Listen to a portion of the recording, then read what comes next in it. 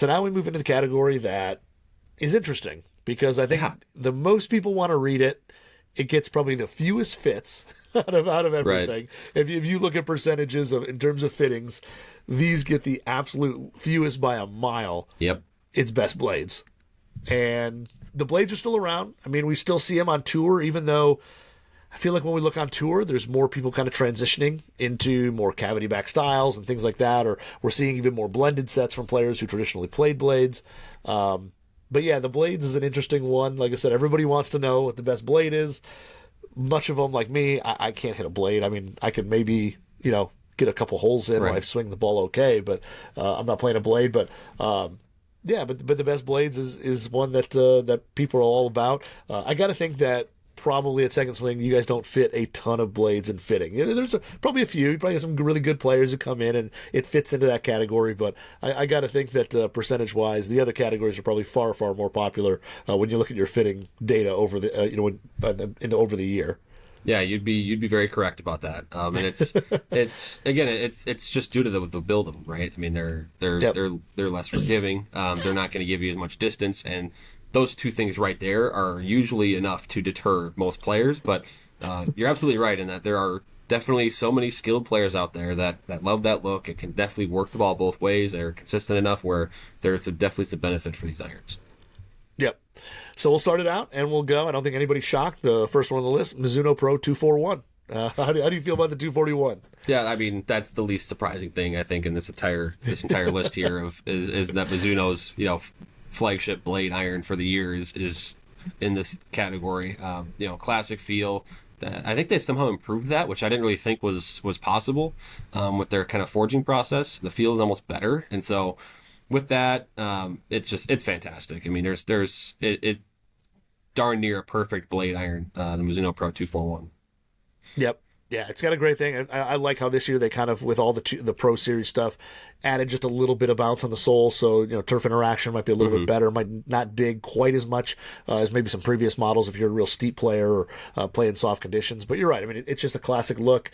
When you pull out of the box, you just kind of know what it is. It's beautiful, and it's that iron that when you kind of walk through the halls of Second Swing, you pick up and you just kind of wish you had the game to play it, and then you set it back down and you keep moving to what really fits your game. It is fun to see people actually do that in the store, exactly what you're referring to. It's like, oh man, they pull it, they look at it, and they're like, geez, this is elegant, and then they put it back, and then they walk to the next section. Yep. And then we'll get into, the title is the 620 MB. This is that iron that I feel like has been in the market for 20 years. It just seems that way. But again, I think you're right. This is a classic Titleist blade, real simple, muscle on the back, super clean. The look of it is, a little edgier, a little boxier than the Titleist T-Series stuff. But again, I think, for that player, whether you're a player on tour playing 620s, but it's just, really classic look. I like the Titleist over the past, not so much recent, but I mean, 10 years ago, whatever, they didn't necessarily have the softest feeling blade, I felt like. And now that 620 MB plays in that category. It's super soft. Just overall, a really clean, classic look. Yeah, I think it's something when, manufacturers don't update something right away, or they let it kind of breathe a little bit, and that typically is because it is doing well, or it's a really good golf club. I think we've seen Ping do that over the years with, say the I-210 was kind of their player's cavity for the longest time. And I think now they're kind of approaching that with the 620 MB and the CB, both of them, but especially the MB, really good look and feel. If you kind of like the sharper lines a little bit, you're going to like the kind of the shape of the 620 MB. So really good, and not surprised to see it here. Yep. And then we go to the Strixon Z-Forge 2. And I think, Strixon, great iron, but this one is probably the least known of all the Strixon irons at the moment. What do you kind of feel about the Forge 2?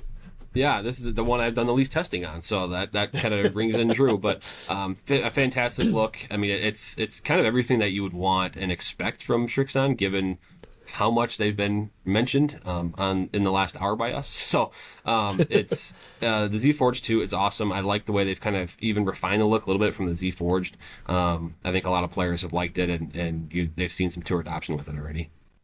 Yeah, I look at this one here. It's probably the biggest blade on this list in terms Yeah. of pure size. If you don't like stuff super compact, it's got a little more size to it.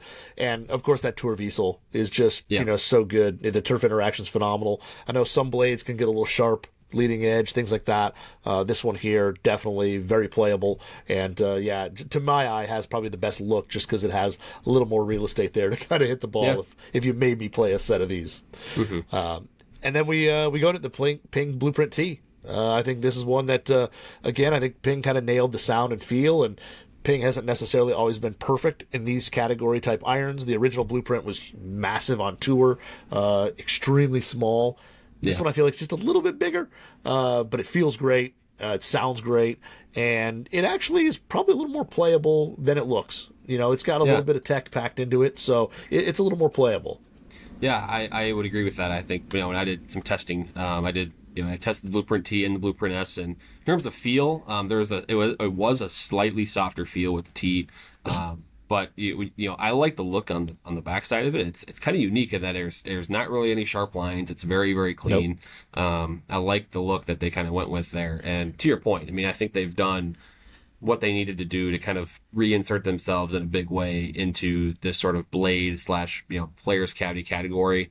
Obviously they have the Blueprint S, they have the I-230, and then now the Blueprint T is sort of that blade. Really good performer, and it definitely belongs here. Yeah, no, it's definitely a solid iron. And then the final to round it out, the Callaway Apex MB. So yeah, a little bit. I feel like a little bit different than the Apex Pro and CB. It's a little edgier, a little sharper lines on it, especially that back cavity. It's a little more edgy. Again, I like what they did with the sole, with the pre-worn leading edge. While it probably has the least amount of bounce, it probably digs the most out of the 3 Pro irons. It's still better, and the turf interaction is still pretty good.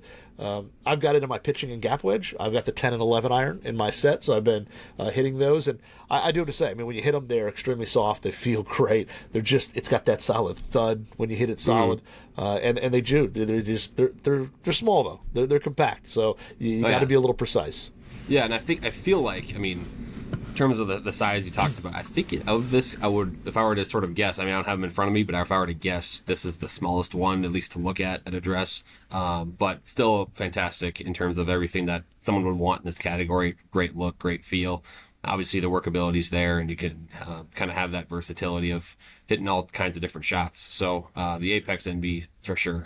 That as long as Callaway's releasing an Apex MB iron, it probably belongs in this category. Yep. I'd agree.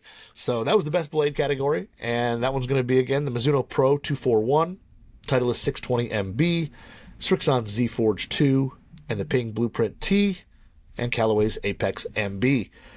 So we went through all the categories. Those are all the irons for the Best Irons Awards. But I want to go back, and I always love asking, because this is, there's always arguments of what should have been on, what shouldn't, whatever. What is kind of, out of any category, what is one iron that you're kind of shocked you didn't see in any of the categories listed?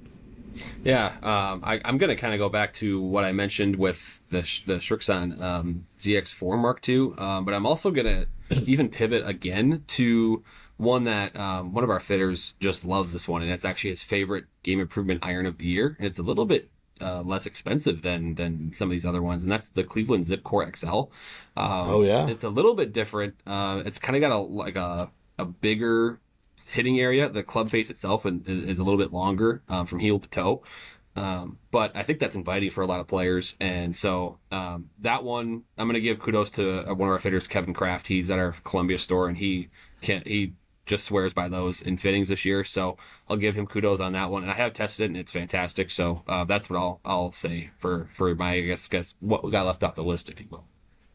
And I'll even give you a second. If you got a second one, it kind of felt like you might have had a second. If you have a second, you can go that. I've got 2. So okay. I'll add that. I'll go ZX4 Mark II, and I'll go Cleveland Zipcore XL. So those will be my 2. Even more, I guess, awards for Srixon and Cleveland. That's all this is going to be, I guess. Yeah, I think you're right on the ZX4. I think that is a really underrated iron. I think visually it looks really good for what it is. For being a bigger kind of big game improvement iron, it doesn't look that way. And then also the performance of it, it's good. It's long, but to me it wasn't like insanely long where you'd have to worry about like, oh man, where's my gapping going to be? yeah, where's my gapping going to be at the top and the bottom of the bag? I'm going to have real problems there. But I felt like it was long, forgiving. It went straight. It was a really, really good iron that, yeah, has kind of slid under the radar this year. My first one is going to be more of the shot makers is the Cobra King Tour. I think that iron is a really just great iron. It kind of blends, that shot making. It's got some spin. It looks good. It feels good. It just kind of does it all. I kind of put it in that, it maybe plays in between T100 and T100S, but a really solid iron that I think, again, just I'm kind of shocked it didn't quite make it on this list. I thought it for sure would, and in that shot makers category, I think it would have played well in there. And then my best overall, or I don't know if it would go overall or it would be more. I'd probably go most tech pack, but I think the PXG 0317T, or I think they call it like the Tour Filled now. I think they changed the name on it slightly. Not everybody has it, and I think that's the issue, is that most fitters maybe don't have access to it. I think it's a great iron. I think it's just, unfortunately, not enough people have had it in their hands to really hit it. But I think it's a great hollow body, multi-piece, filled iron. Looks really compact, looks really good, but when you don't hit it perfect, you can still get away with some shots. So I thought that one is one that, people it's going to slide under the radar a little bit as well, that people just maybe won't get their hands on it unless they go to a specific place that has it. So yeah, sure. Those were my two that are kind of the snubs in a way. But every year there always is, whether it's member choice, fitter's choice, it's always snubs. So, but yeah, that is our 2024 best irons. So Drew, thank you so much, man. Always absolute pleasure having you on. Great to hear all your thoughts, expertise, and all that on all these irons. Really appreciate you taking this hour out of your day to join us on here and talk some irons. Well, yeah, we're just talking about golf clubs. I mean, we could do this for several more hours if you wanted to. That's right. We'll break it off into shafts and whatever, wedges. We'll just do it all. So. For sure. But that was the best of list. So thank you very much, and we'll do this again soon. Sweet. Thank you for having me.